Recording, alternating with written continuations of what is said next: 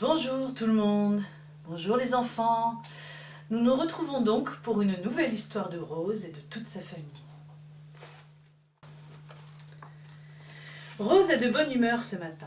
Elle s'est réveillée avec le rayon de soleil au travers de ses rideaux et avec le chant des petits oiseaux. Elle les aime beaucoup les oiseaux, presque autant que les escargots. Tous les ans, au printemps, avec papa, elle compte ce qu'il voit dans le jardin. Les mésanges bleus, les pinsons, les rouges-gorges et d'autres encore dont Rose a oublié le nom. Ah si, les gros pigeons, les moineaux et les pies que maman adore. Elle pensait à tout ça quand elle entendit du bruit dans la cuisine. Papa et maman étaient déjà debout, Rose entendait le bruit des bols et les bruits du matin au petit déjeuner. Elle décida de descendre en évitant de réveiller Louane, la marmotte. En arrivant dans la cuisine, elle vit ses parents debout devant la fenêtre, leur tasse à la main. « Qu'est-ce qu'ils font là ?» pensa Rose. « Bonjour papa, bonjour maman, vous faites quoi ?»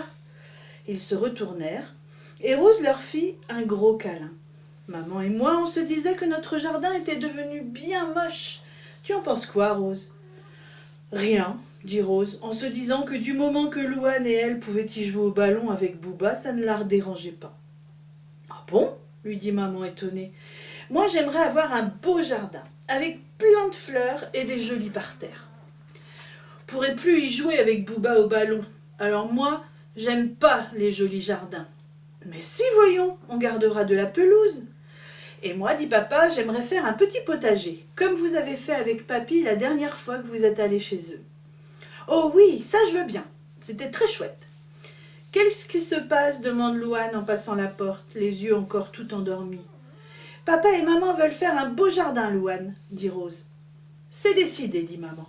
Comme avec mon gros ventre, je ne peux plus faire le jardin toute seule, je vais faire des plans de ce que j'aimerais et on va appeler ton parrain pour qu'il vienne nous faire ça. Pourquoi parrain ? Questionna Rose. Parce que c'est son métier et qu'il aura sûrement plein de bonnes idées à nous apporter. Tout le monde déjeuna en donnant chacun différentes idées pour le jardin futur.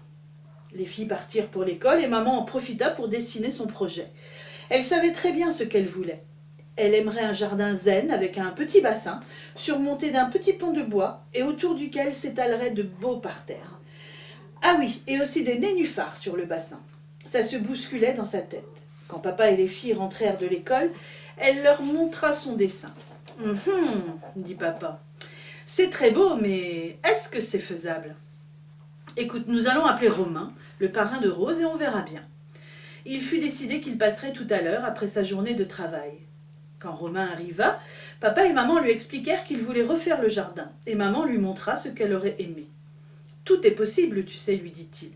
Écoute, je vais y réfléchir, et comme en ce moment c'est plutôt calme, je pense que je pourrai commencer le week-end prochain. Ça vous va ? Très bien, dit papa, c'est parfait. Tu veux dîner avec nous ? Oh oui, parrain, dis oui, le supplia Rose qui adorait Romain. Bon, eh bien, oui, c'est d'accord. La discussion au dîner tourna autour de ce nouveau projet pour la famille. Tout le monde était enthousiaste et les idées fusaient de tous côtés. Dis, parrain, si on fait un bassin, on pourrait y mettre des poissons rouges ? Ça, c'est une très bonne idée, dit Louane, mais il ne faut pas que Fripouille s'amuse à les attraper. Fripouille était un redoutable chasseur. Les oiseaux en faisaient souvent les frais. Toute la semaine, maman réfléchit aux plantes qu'elle allait planter dans le jardin. Du coup, la semaine passa très vite, et le samedi, Romain arriva de bonne heure avec tous ses gros outils et un petit tractopelle pour creuser le bassin. Voilà, je vais commencer par placer le bassin, et après je m'occuperai des parterres et de la pelouse. J'ai un peu de boulot, et il faudra au moins 2 gros week-ends.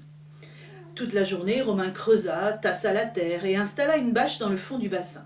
Pour le soir, le bassin était mis en place. Tu pourras acheter un petit pont dans une jardinerie et je l'installerai une fois tout terminé. Je reviendrai demain pour délimiter les parterres et tourner la terre pour la nouvelle pelouse. Le lendemain, comme convenu, il était encore là de bonne heure, si bien que pour un dimanche, les filles étaient réveillées très tôt. Mais qu'importe, Romain s'affaira toute la journée, tant et si bien que le soir, le jardin avait pris la forme que maman voulait. Avant de partir, Romain remplit à moitié le bassin et arrangea correctement la terre sur les parterres. Voilà, le plus gros est fait. À partir de maintenant, ce ne sera que du fignolage. Je sèmerai la nouvelle pelouse et le week-end prochain. Ce sera presque prêt. Entre-temps, je vais aller acheter les fleurs et les plantes que vous avez choisies. Et dimanche soir, ce sera terminé. Je suis très contente, Romain. Tu as vraiment fait du bon travail. Vous en pensez quoi, les filles? Oui, ça va être très beau, dit Rose. Dis, parrain, on pourra y mettre des poissons rouges? Papa dit que oui. Mais bien sûr, ton papa a raison. Bon, je vous laisse. Le temps de ranger et de nettoyer mon matériel, il va se faire tard. Merci. Au week-end prochain, Romain, dit papa. Rose fit un gros bisou à son parrain et le regarda partir.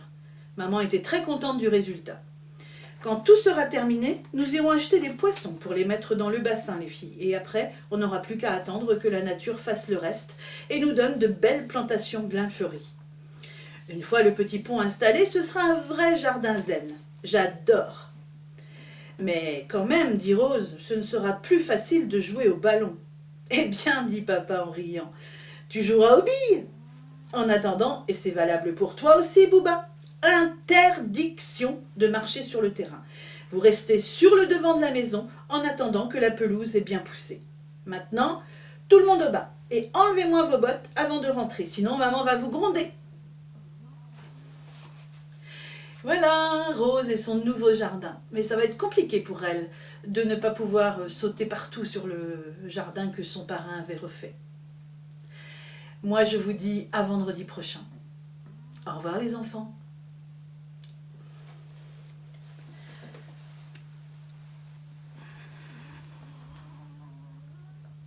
Et vous les enfants, ces semaines à la maison se sont bien passées? Maintenant, retour à l'école. À très vite et gros bisous à tout le monde. Au revoir, à vendredi.